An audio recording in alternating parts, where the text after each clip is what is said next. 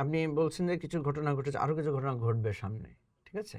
ঘটবে, যেমন ধরেন কিছু কিছু ডাইমেনশন আমরা দেখেছি চেঞ্জ হতে। যেমন আগে আমরা দেখতাম যে বিএনপি খুবই অনড় ছিল। আমরা যে রিফর্মগুলো নিয়ে আলোচনা করতাম, বিএনপি দেখা যাচ্ছে যে এত অনড়, মানে অ্যাজ ইফ মনে হচ্ছে বিএনপি ক্ষমতায় আসবে, সুতরাং ওনাদের ক্ষমতার যাতে ক্ষতি না হয় সেই হিসাব নিকাশ করে ওনারা আগান। ডাকসু নির্বাচনের পরে আমরা দেখছি যে বিএনপির কিছুটা নমনীয়তা তৈরি হয়েছে। ডাকসু নির্বাচনে আপনি তো দেখেছেন যে দুটো ইকুয়েশন এখানে, মানে ধরেন একটা কথা ছিল যে যেহেতু বৈষম্য বিরোধী আন্দোলনটা ঢাকা বিশ্ববিদ্যালয় থেকে উত্থান হয়েছে, তো ঢাকা বিশ্ববিদ্যালয়ের ছাত্রছাত্রীদের মধ্যে বৈষম্য বিরোধী দের যেই প্ল্যাটফর্ম, অর্থাৎ আমরা যদি বলি যে এনসিপির যে ছাত্র সংগঠন, তাদের একটা প্রভাব থাকবে, বা এর আগে কোটা সংস্কার আন্দোলনে যারা ছিল তাদের একটা প্রভাব থাকবে, বা ছাত্র সংগঠন হিসেবে ছাত্র দল অনেক বড় সংগঠন, তাদের একটা প্রভাব থাকবে, তারা যেহেতু রাষ্ট্রের মানে ক্ষমতায় আছে, ভাবটাই অনেকটা এরকম। কিন্তু পুরো হিসাব নিকাশ দেখা গেলো যে পাল্টে গেল। এই ডাকসু নির্বাচনের পরে আমরা দেখছি একটা ট্রেন্ড তৈরি হয়েছে, এবং সেই ট্রেন্ড থেকে দেখা যাচ্ছে যে বিএনপি কিছুটা সফট। এইটার সাথে আমি একটা যোগসূত্র দেখি যে ওই যে আপনার যেটা বলেছেন যে গণভোটের কথা বিএনপি মেনে নিল কেন, কারণ এখানে দেখা যাচ্ছে যে বিএনপি যখন গণভোটে যেতে চাচ্ছিল না, তখন অন্যান্য রাজনৈতিক দল আমরা সহ সবার কিন্তু একটা জায়গায় আমরা চলে গেছি, একটা লাইন আপ হয়ে গেছে যে আমরা বলছি যে না, অবশ্যই এই জুলাই সনদের একটা অ্যাসুরেন্স লাগবে যে এটা বাস্তবায়ন করা হবে এবং বাস্তবায়নের একটা সাংবিধানিক বৈধতা লাগবে।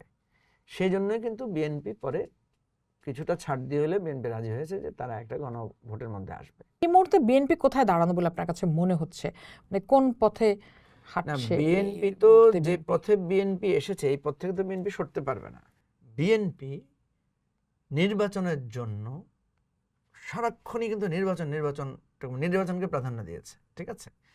এখন কিন্তু নির্বাচন চলে আসছে, বিএনপি প্রথমে বলছে স্পষ্ট রোডম্যাপ চাই, তখন ইউনূস সাহেব রোডম্যাপ দিলেন, তখন তারা বললো যে না, সুনির্দিষ্ট ডেট চাই বা তারিখ চাই। এখন এসেছে ফেব্রুয়ারি, তো এখন এটা পরিষ্কার যে নির্বাচন কাছাকাছি আসছে। বিএনপি এখন বলছে ইলেকশনের ব্যাপারে নানা ধরনের ষড়যন্ত্র হচ্ছে, ইত্যাদি হচ্ছে। যাই হোক, আপনি দেখেন ইলেকশনে আমরা দেখতে পাচ্ছি যে বিএনপিরও এটা বক্তব্য বা অন্যান্যদেরও বক্তব্য যে জামাত তার প্রিপারেশন অনেক ভালো, ঠিক আছে?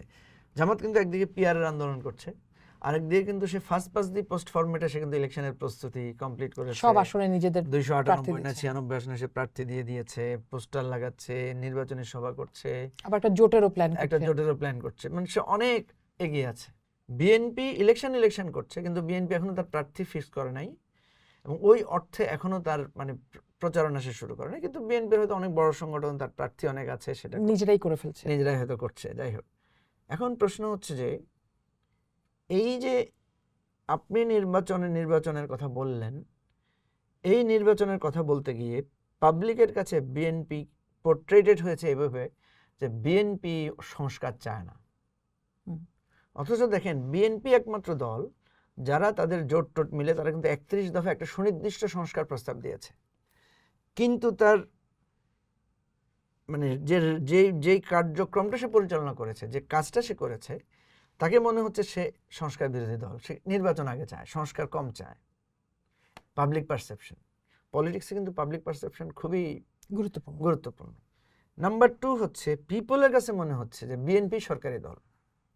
ওই যে আপনাকে বললাম ইজারা এটা সেটা অবস্থান, মানুষ মনে করছে আর বিএনপি তো ক্ষমতাসীন দল, কারণ একটা থানায় তদবির করতে গেলেও বিএনপির লোকদের প্রভাব থাকতেছে। আপনি দেখবেন ওই যে একেবারে উপদেষ্টা মাহফুজ বলেছে না যে আমরা বিএনপি জামাতের লোকদেরকে নিয়োগ দিতে বাধ্য হয়েছি, ভিসি হয় জামাতের, নাইলে প্রভিসি বিএনপির, বলেছে তো ওই কথাগুলো। এগুলো দেখুন পরিষ্কার। একটা জিনিস ফারানা খেয়াল করবেন, বাংলাদেশের হিস্ট্রিতে ইলেকশন যখন নিরপেক্ষ হয়, প্রত্যেক ইলেকশনে কিন্তু নিরপেক্ষ এবং মানুষ যদি ভোট দিতে পারে সে কিন্তু এক্সিস্ট করে পাওয়ারে, অর্থাৎ আমরা এটাকে কি বলি যে সে পজিশনের বিপক্ষে থাকে। তাহলে দেখেন বিএনপির একটা রেপুটেশন হয়েছে সে সংস্কার চায় না, সে নির্বাচন চায়। আবার নির্বাচন যদি খুব ফ্রি ফেয়ার ইলেকশন হয় তাহলে মানুষ থাকে অ্যান্টি এস্টাবলিশমেন্ট, এটা বিএনপির বিপক্ষে যাচ্ছে। এখন বিএনপি এই জিনিসগুলোকে নিয়ে, সংস্কার নিয়ে, আন্দোলন নিয়ে, মানে নির্বাচন নিয়ে এমন কিছু কাজ করেছে, এবং সে সবসময় ব্লেম করেছে জামাতকে আর এনসিপিকে এবং জামাতও আবার বিএনপিকে চ্যালেঞ্জ করেছে। ফলে জামাতের যে পজিশন ছিল, জামাত কিন্তু একটা শক্তিশালী বিরোধী দল আকারে বা অপোনেন্ট আকারে বিএনপির মুখোমুখি দাঁড়িয়ে গেছে। না, এখন তো তারা বলছে যে এই নির্বাচন নিরপেক্ষ হওয়া খুবই কষ্টকর, কারণ প্রশাসনের বিভিন্ন জায়গায় জামাতের লোকজন বসা আছে। হ্যাঁ, তো এই জন্যই বলছি যে এই যে এই কথাগুলোও কিন্তু এক ধরনের নেগেটিভ হবে বিএনপির জন্য। কথা বুঝছেন? কারণ মানুষ মনে করে যে তারাই এতদিন নির্বাচন চাইলো, এখন তারা এই সমস্ত কথা বলছে, ঘটনা কি? এই জন্য আপনি যেটা বলছেন যে আরো ঘটনা ঘটবে কি, আপনি বলছেন কোন দিকে যাচ্ছে। দেখেন, প্রথমে দেখে মনে হয়েছে যে ইলেকশনটা একতরফা হবে, বিএনপির কোনো কন্টেস্টই হবে না। ডাকসু ইলেকশনের পরে আমরা দেখছি যে মনে হচ্ছে একটা কন্টেস্টের দিকে যাচ্ছে, একটা জোট ফরম্যাট হচ্ছে। তখন ছিল ট্রায়াঙ্গেল একটা কম্পিটিশন, বিএনপি, এনসিপি, জামাত, জামাতের নেতৃত্বে ইসলামিক জোট, বিএনপির নেতৃত্বে তার অ্যালায়েন্স, আর আওয়ামী লীগ কী করবে এটা নিয়ে আলোচনা বেশি হয় নাই। এখন দেখা যাচ্ছে যে এটা ক্রমান্বয়ে এটা দ্বিদলীয়, আবার একটা মানে মানে দুই পক্ষের একটা জায়গায় চলে যাচ্ছে। মানে জামাত একটা কম্পিটিশনের জায়গায় চলে যাচ্ছে। কম্পিটিশনের জায়গায় গিয়ে একে অপরকে ব্লেম করছে। জামাত বলছে যে বিএনপি আওয়ামী লীগের ভোট টানার চেষ্টা করছে, বিএনপি বলছে জামাত আওয়ামী লীগের ভোট টানার চেষ্টা করছে। মানে এখানে আবার আওয়ামী লীগ একটা ফ্যাক্টর আকারে না, আসছে। তাহলে এখানে এনসিপি কোথায়? এনসিপি কিছুটা পিছিয়ে পড়েছে এই পরিস্থিতিতে। কিছুটা না, অনেকটা। মানে ব্যাপার হচ্ছে মানে অনেকটা বা কিছুটা, এটা খুব কাছাকাছি টার্ম। এই কারণ এনসিপির তো ওই ধরনের ইলেকট্রাল পজিশন ছিল না।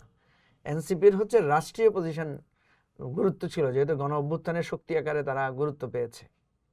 এখন আমরা যেটা দেখতে পাচ্ছি, না, তাহলে এখানে আওয়ামী লীগ, অনেকেই তো বলছেন যে বিএনপির কাঁধে চড়েই আবার আওয়ামী লীগ ফেরত আসছে। তো আপনার কাছে কি মনে হয় যে তাহলে জামাত যেহেতু শক্তিশালী হচ্ছে এবং সে একটা জোট করতে যাচ্ছে এবং বিএনপি হাতে ধরে জামাতকে শক্তিশালী করেছে, সেক্ষেত্রে নিজেকে শক্তিশালী করার জন্য কি সে আওয়ামী লীগকে ফেরত আনতে পারে বা আওয়ামী লীগের রাজনীতিতে আসার পথ সুগম করতে পারে? আওয়ামী লীগকে কেউ ফেরত আনবে না, আওয়ামী লীগকে সবাই ব্যবহার করবে। বিএনপি বা জামাত যেটা করবে, তারা আওয়ামী লীগকে ব্যবহার করবে, ফেরত আনতে পারবে না। এই কারণে যে যখনই ফেরত হওয়ার প্রশ্ন আসবে, তখন কিন্তু আবার জামাত, বিএনপি, এনসিপি সবাই এক হয়ে যাবে। কেন হবে? এটা আওয়ামী লীগের অ্যাগ্রেসিভ পলিসির কারণে। কারণ আওয়ামী লীগ তো একটা ভয়ভীতির মধ্যে রেখেছে সবাইকে, যে আমি যদি আবার আসতে পারে দেখাই দেবো, আপা আসতেছে, আপা আসলে তোরা খাইটে নে, তোদেরকে দেখে নেবো, এই ধরনের একটা ইয়ের মধ্যে রাখছে। তো ওরা মনে করবে যে আওয়ামী লীগকে আমরা ততটুকু স্পেস দিব যতটুকু আমাদের বিজয়ের জন্য দরকার। জামাতকে হারানোর জন্য আমার যতটুকু আওয়ামী লীগ দরকার, বিএনপি ততটুকু নেওয়ার চেষ্টা করবে। জামাত চেষ্টা করবে বিএনপিকে হারানোর জন্য আমার যতটুকু আওয়ামী লীগের সাপোর্ট দরকার ততটুকু। কিন্তু একটা জায়গায় আবার তারা ইউনাইটেড থাকবে, যে আওয়ামী লীগকে আবার একেবারে ড্রাইভিং সিট তারা